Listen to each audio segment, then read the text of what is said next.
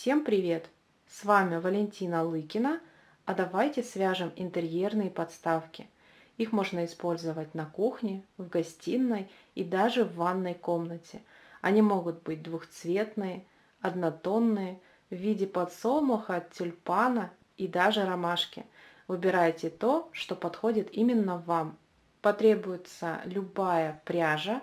Я буду использовать трикотажную пряжу Бисквит и крючок номер 7 для нее. Расход около 140 грамм, 35 уйдет на серединку и около 100 грамм на листики. Где приобрести необходимые материалы, ссылочку на сайт я для вас оставлю в описании под этим видео. Для заказа со скидкой пользуйтесь моим промокодом. Для того, чтобы ниточка не перекручивалась, используйте моталку. Так вы обеспечите себе равномерную подачу нити. Для начала свяжем вот такой круг. Для этого мы отмеряем вспомогательную ниточку около 30 сантиметров. Делаем кольцо амигуруми, делаю его вот таким образом. Ввожу в кольцо крючок, захватываю рабочую нить, вытягиваю ее. Опять захват рабочей нити, провязываю подъемный столбик. Далее в это кольцо необходимо провязать всего 6 столбиков без накида. Первый я уже провязала. Ввожу крючок в кольцо, захватываю рабочую нить, вытягиваю. Захват рабочей нити, провязываю второй столбик. Таким же образом я вяжу третий, четвертый, пятый. На шестом будем закрывать этот ряд. Ввожу в кольцо крючок, захватываю рабочую нить, вытягиваю. Теперь нам необходимо затянуть это кольцо максимально. Тянем за вспомогательную нить и колечко затягивается. Подтягиваем за рабочую нить вытянутую петлю на крючке. И теперь уже захватываем вспомогательную нить и полностью ее протягиваем. Закрываем ряд следующим образом. Между последним и первым столбиком необходимо проложить вот такую петлю. Я нахожу первый столбик и второй столбик. Между ними верхняя петля, под нее ввожу крючок за 2 ниточки. Захватываю вспомогательную нить, полностью ее протягиваю под этой петлей. Теперь необходимо ее вернуть в ту точку, откуда она вышла. Я переворачиваю вязание, вижу дужка, и ввожу крючок в центр петли, откуда вышла вспомогательная нить. Захватываю сюда вспомогательную нить и полностью ее протягиваю. Ряд полностью закрыт. Подтягиваем все петли до одной величины. Вяжем второй ряд. Находим ту точку, где завершили вязание, и вводим в центр столбика крючок. Захватываем рабочую нить и вытягиваем ее на лицевую сторону. Опять захват рабочей нити, провязываем подъемный столбик. Далее в каждый столбик предыдущего ряда провязываем по 2 столбика без накида.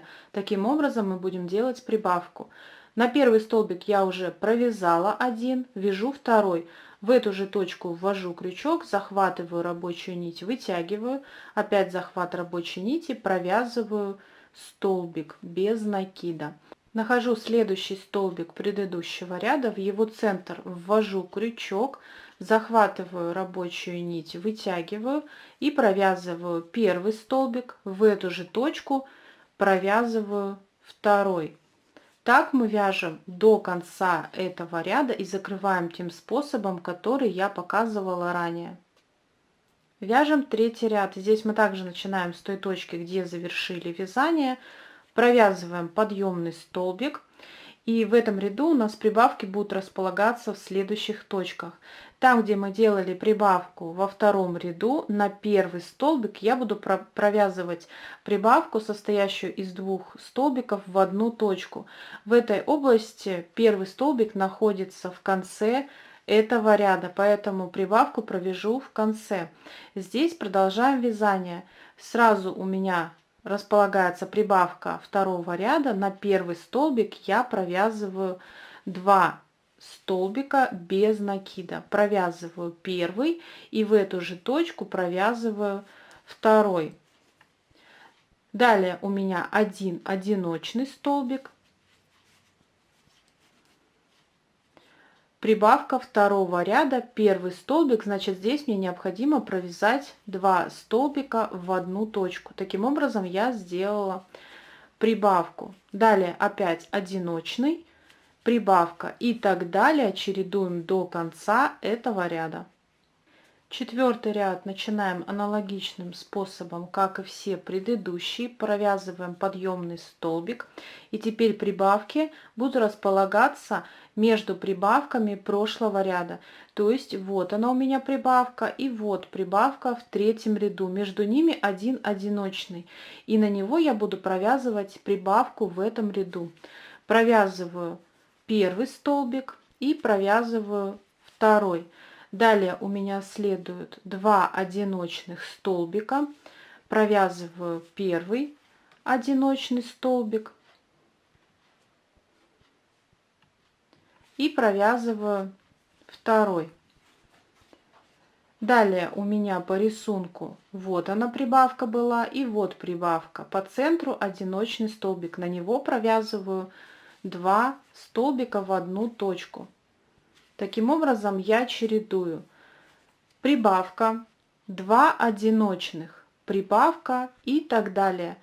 Вяжем таким образом до конца этого ряда, закрываем его, обрезаем ниточки и прячем их в полотно. И вот такие заготовочки у меня получились. Вяжем листики. Для этого отмеряем вспомогательную нить около 20 сантиметров, складываем ее пополам, получили петлю, вводим крючок в центр столбика предыдущего ряда, захватываем эту петлю и выводим ее на лицевую сторону. Вяжем подъемный столбик. Для этого делаем одну воздушную петлю, обворачиваем эту петлю рабочей нитью таким образом, чтобы лицевая сторона пряжи была видимая. И только после этого делаем еще одну воздушную петлю. Так я провязываю подъемный столбик. Теперь необходимо в эту же точку провязать еще один такой же столбик с одним накидом. Я делаю накид, ввожу крючок в центр столбика, захватываю рабочую нить и вытягиваю. На крючке сейчас рабочая петля, накид и вытянутая петля. Я захватываю рабочую нить, провязываю через 2, опять захват рабочей нити и еще раз через 2. Так я провязала второй столбик в одну точку. Делаю воздушную петлю. И теперь в следующую точку провязываю такую же конструкцию. Накид, ввожу крючок в следующий столбик, захватываю рабочую нить, вытягиваю, захват рабочей нити провязываю через 2, повторно захватываю рабочую нить и еще раз через 2. Провязала один столбик с одним накидом, провязываю второй. Накид, ввожу крючок в центр столбика, захватываю рабочую нить, опять захват рабочей нити, провязываю через 2, еще раз захватываю рабочую нить и еще раз через 2. Так вяжется раппорт узора. Переходим к вязанию следующего. Вяжем такую же конструкцию. Отступаем один столбик основания и в следующий провязываем 2 столбика с одним накидом. Накид, вводим крючок в центр столбика, провязываем первый столбик, накид, провязываем второй столбик, делаем промежуток из воздушной петли, накид и в следующую точку провязываем первый столбик, накид и провязываем второй. Так я провязала второй раппорт узора. Помните, что между раппортами в основании мы пропускаем один столбик. Здесь мы воздушной петли не делаем. Мы делаем ее только между двумя вот этими столбиками с одним накидом. Сверху одна воздушная петля. Продолжаем так чередовать до конца этого ряда. На последнем столбике закроем этот ряд, делаем накид, вводим крючок в ту точку, где необходимо довязать последний столбик, захватываем рабочую нить, вытягиваем. На крючке 3 петли, захватываю рабочую нить, провязываю через 2. На крючке осталось 2 петельки. Рабочую нить отпускаю и перехожу на вспомогательную. Захватываю ее и протягиваю через все эти петли. Теперь необходимо проложить вот такую петлю между последним и первым столбиком. Я нахожу первый столбик и второй. Между ними сверху вот такая петля. Под нее с обратной стороны вводим крючок за 2 ниточки. Захватываем вспомогательную нить, полностью ее протягиваем. Теперь необходимо вернуть ее в ту точку, откуда она вышла. С обратной стороны находим дужку и центр петли, захватив 2 ниточки. Захватываем вспомогательную нить и протягиваем через эти петли. Так я закрыла этот ряд. Вяжем последний ряд, и здесь мы будем формировать листики там, где провязывали воздушную петлю. Хочу обратить ваше внимание, что в основании мы не пропускали столбиков, так вам будет проще ориентироваться, в какие точки провязывать. Я нахожу место завершения ряда и смещусь правее от этой точки. Захватываю рабочую нить, вытягиваю и провязываю подъемный столбик, делая воздушную петлю, обворачиваю ее рабочей нитью и провязываю еще одну воздушную петлю. Так я выполнила подъемный столбик. Для того, чтобы в дальнейшем мне удобнее было закрывать этот ряд, я провязываю еще один столбик с одним накидом в эту арку, а оставшиеся довяжу в самом конце. Переключаюсь на следующую точку. Для этого мне нужно выполнить переход из соединительного столбика. Его я провязываю в промежуток между раппортами прошлого ряда, там, где в основании пропускали столбик. В эту точку я ввожу крючок, захватывая все петли.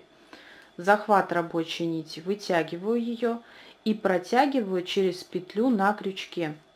Так я провязала соединительный столбик. Перемещаюсь на ту точку, где необходимо формировать листик. Для этого мне необходимо провязать 3 столбика в одну точку. Делаю накид, ввожу крючок в эту арку, захватываю рабочую нить, провязываю через 2 и еще раз через 2. Провязала первый столбик с одним накидом. Провязываю таким же образом второй и провязываю третий столбик с одним накидом. Вяжем пико. Для этого делаем 2 воздушные петли, первая и вторая воздушная петля. Ввожу крючок за одну ниточку промежутки между столбиками, а также одну ниточку от столбика. Таким образом у меня на крючке 2 нити захвачены и рабочая петля.